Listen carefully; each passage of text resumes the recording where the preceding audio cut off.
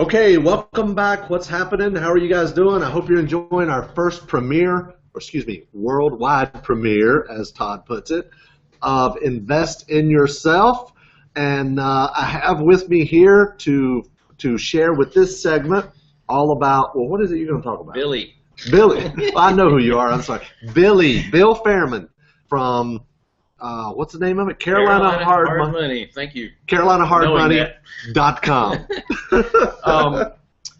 First of all, I want to thank Larry for letting us become part of this segment. I think you guys are going to get a great education from all of this. It's one of the things, as I'm listening to the broadcast, some of the other areas of education, which is a must. You need to be a member of your local RIA groups.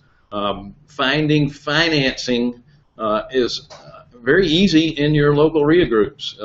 You make all kinds of connections within it. It's a small price to pay. Don't you agree? Absolutely. What I'm going to discuss is why you would want to finance a property. Some folks do it because they don't have any choice. They don't have the money to invest in a property, and they need somebody to loan them the money to do it. I would like to talk about why you would want to finance a property when you have plenty of money. Okay? We like to call that in the business OPM, using other people's money. There you go. And why would you do that if you have plenty of your own? Well, the key is you're now shifting the majority of the risk in that fix and flip property to the lender versus yourself. The other thing is that you're kind of trapped in a property. If you put all your money, you're not financing anything, you're using all your money to buy the house, to fix it up, you're trapped in that house until you sell it. You miss out on other opportunities to get bargains while you're waiting to get this home sold. Right. Okay? So I'm going to go to a screen share, and we're going to give you an example of what I'm talking about. Okay, so you're going to fix and flip using all your own money. Here's the example that I put together. So we're looking at a house that should sell for somewhere around $200,000. Our purchase price is $98,000. We're assuming a rehab budget of around $40,000. Now keep in mind that there's always going to be an overage. If it's not an overage, then you've got a bonus. So whenever you're figuring out your rehab budget, please put a contingency in there, because this is real estate. You don't know what you're getting into until you start tearing down walls. There's going to be an issue. It's usually not a big issue, but you need to build that into your budget. Attorney closing cost, $1,000. Property insurance, it's going to range from $400 to $1,000. Why would I get insurance on this thing? Because I'm not financing it, and the mortgage company isn't forcing me to. Well, if the place burns down while you're fixing it up, you're still losing all your money. You need to get insurance regardless of whether you're financing it or not. So total out of your pocket in this deal is $139,500. Okay, so the house sells for $200,000. I went ahead and added a realtor fee of 6%. That's $12,000 you're going to be paying out. So your profit on this deal is $48,500, somewhere in the neighborhood. Now, again, you're using all your own funds, and again, you're kind of trapped until you can sell the other one. So I'm suggesting that the max you're going to be able to do using all your own money is going to be $2 a year. $97,000 in profit, 2 properties a year is not bad. Okay, but let's take this example using someone else's money. So the prices are the same, $98,000 for the purchase price. The rehab budget's the same. Now I'm adding an appraisal fee because a lender is going to require you to get an appraisal. Your loan amount is, in this case, is going to be $138,000. Our fees on this, we charge 5%, $8,285, and then I've added 6 months worth of payments at 15%, $10,350. Now your total out of pocket on this deal now is $19,085. Now you should also add enough the $1,500 in the attorney cost and the property insurance, which I didn't add to that. But look at the fraction of the money that's out of your pocket into this deal using someone else's money. So the house sells for $200. The realtor fee again $12,000. You're paying off the loan of $38,000 because it was an interest-only loan. And then again, we're adding our fees, the 6 months worth of payments, the appraisal fee. Your profit on that deal is $30,915. Is that less than the $48,000? Absolutely. You do 2 a year, it's at 61 versus the 97 that we discussed a little bit earlier. But here's where it helps you out.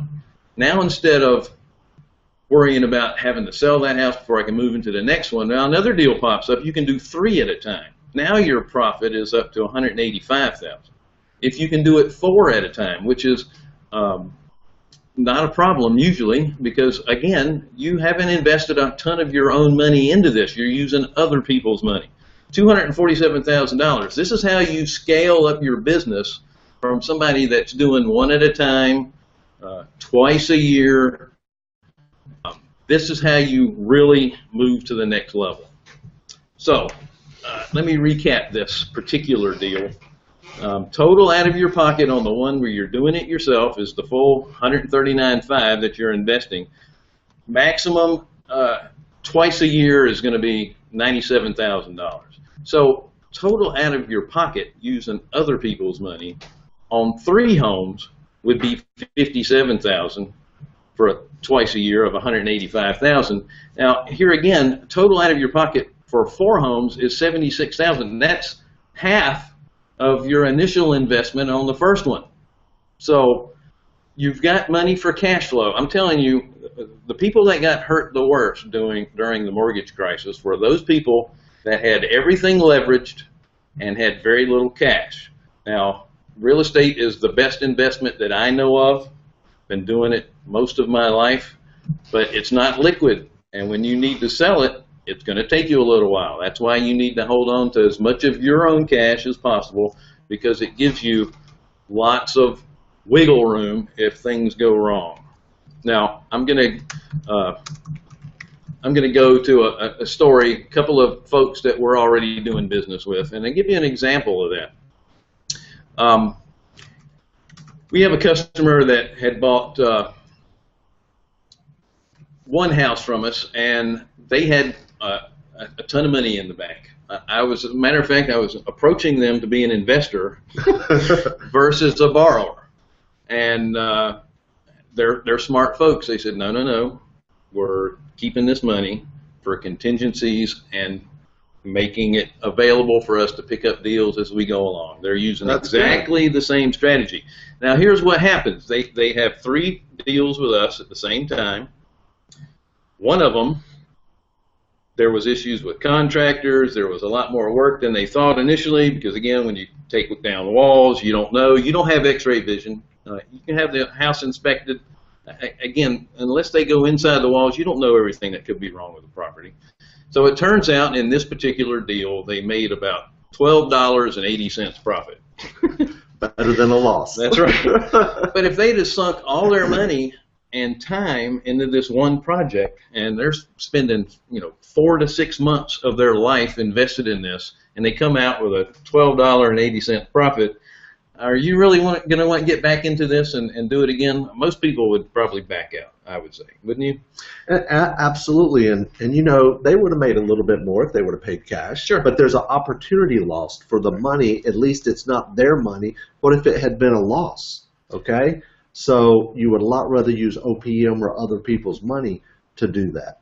And in the meantime, the other 2 deals they have going with us, they ended up selling one of them. They got one that's under contract now, and both of those deals they're really knocked out of the park.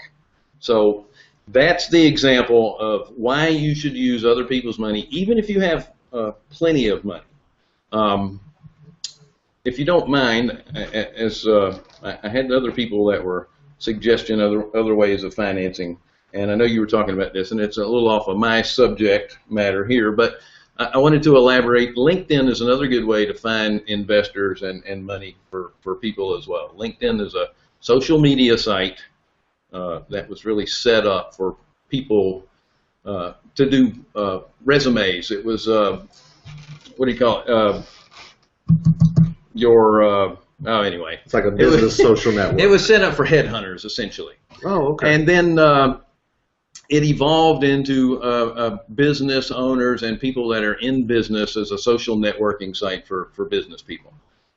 There are tons of people out there that have self-directed retirement accounts. There's investor groups in there. So get involved in LinkedIn. There's plenty of people that are local to you in LinkedIn that you can get relationships with that have money that want to invest. And that's another great way to find financing as well. And you can even run ads on LinkedIn too. Absolutely. Now, we are a full-time lender and we want your business, but it doesn't mean we're the end-all be-all. There's plenty of other ways to find financing for your properties. The main thing is you want to try to move that risk to somebody else besides yourself and allow for more opportunities for you to make more money as you go further down the road. You want to be able to scale that business up where you can really hit the ground running. So awesome. I'm good. That's good stuff. By the way, man. Did you miss me from when I was in here earlier? Did I miss you? Yeah. Oh, I'm sorry. It's the world premiere episode.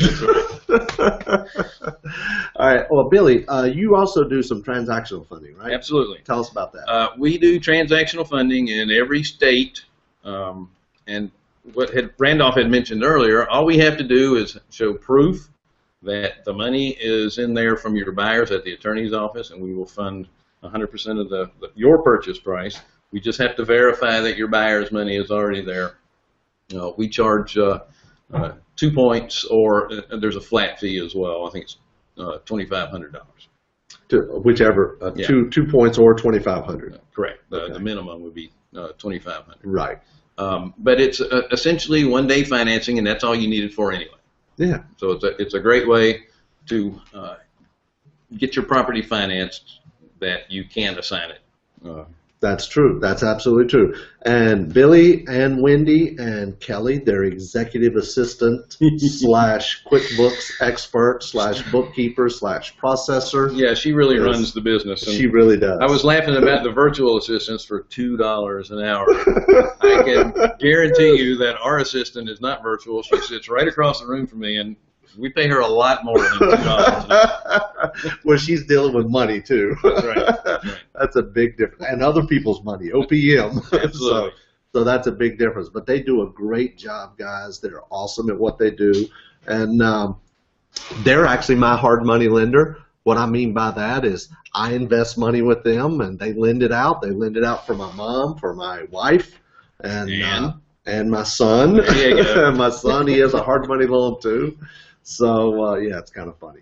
But that's a whole other story right there. So we're going to take a quick break. Thank you, Billy. Thanks, and man. when we come back, what am I going to talk about? We're going to talk about giving you clarity, helping you get some clarity. And we're going to take your questions live. So come right back.